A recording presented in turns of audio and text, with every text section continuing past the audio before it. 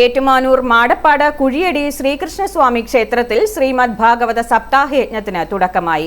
May 10 സമാപിക്കും. പൈങ്ങോട് ശ്രീജിത്ത് ഗോവിന്ദൻ നമ്പൂതിരി മുഖ്യ യജ്ഞാചാര്യനായിട്ടാണ് സപ്താഹയജ്ഞം നടക്കുന്നത്. മിഥുൻ അജിതൻ നമ്പൂതിരി, മേക്കാട് വാസുദേവൻ നമ്പൂതിരി എന്നിവർ സഹ ആചാര്യന്മാരാണ്. ഞായറാഴ്ചയാണ് ക്ഷേത്രത്തിൽ ശ്രീമദ് ഭാഗവത സപ്താഹയജ്ഞം ആരംഭിച്ചത്. സപ്താഹയജ്ഞത്തിന് തുടക്കം കുറിച്ച് ബ്രഹ്മശ്രീ മള്ളിയൂർ ദിവാകരൻ നമ്പൂതിരി ദീപപ്രോജ്വലനവും മാഹാത്മ്യ പ്രഭാഷണവും നടത്തി. സപ്താഹയജ്ഞത്തിന്റെ 2ാം ദിനത്തിൽ ശ്രീമദ് ഭാഗവത പാരായണ പ്രഭാഷണം, കപിലാവതാരം, കപിലോപദേശം, ദക്ഷയാഗം, ധ്രുവചരിതം, പൃഥുചരിതം, പുരഞ്ജനോപാഖ്യാനം, ഋഷഭാവതാരം, ഭരതചരിതം, ഭദ്രകാളി പ്രാദുർഭാവം തുടങ്ങിയ കഥാഭാഗങ്ങൾ പാരായണം നടത്തി. അപ്പൊ നാമം ജപിക്കാൻ വേണ്ടിയിട്ടുള്ള അതിന്റെ പ്രാധാന്യം മനസ്സിലാക്കി ചെയ്താൽ എന്ത് ഗുണം കിട്ടും? ഈ ഇന്ദ്രിയങ്ങളെ പൂർണ്ണമായിട്ടും അതിലേക്ക് എത്തിക്കാൻ സാധിക്കും.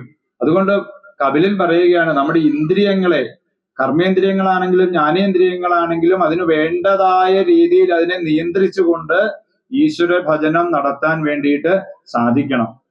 നമ്മുടെ സർവ കർമ്മങ്ങളും എന്തിൽ അധിഷ്ഠിതമായിരിക്കണം?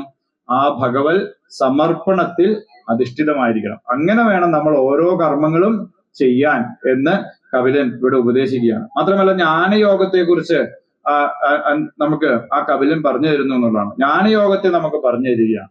മെയ് 7 രാവിലെ 8 മുതൽ വിദ്യാഗോപാല മന്ത്രാർച്ചന, വൈകിട്ട് 6:30 Ettumanoorappan college associate professor Saritha അയ്യരുടെ ആധ്യാത്മിക പ്രഭാഷണം, മെയ് 8 വൈകിട്ട് 5 രുക്മിണി സ്വയംവര ഘോഷയാത്ര, 9 വൈകിട്ട് 6 സർവൈശ്വര്യ പൂജ, രാത്രി 7 കുമാരി പൂർവജ നന്ദകുമാറിന്റെ സോപാന സംഗീതം, സമാപന ദിവസമായ 10 അവഭൃത സ്നാനം എന്നിവ നടക്കും. i4a news, Ettumanoor.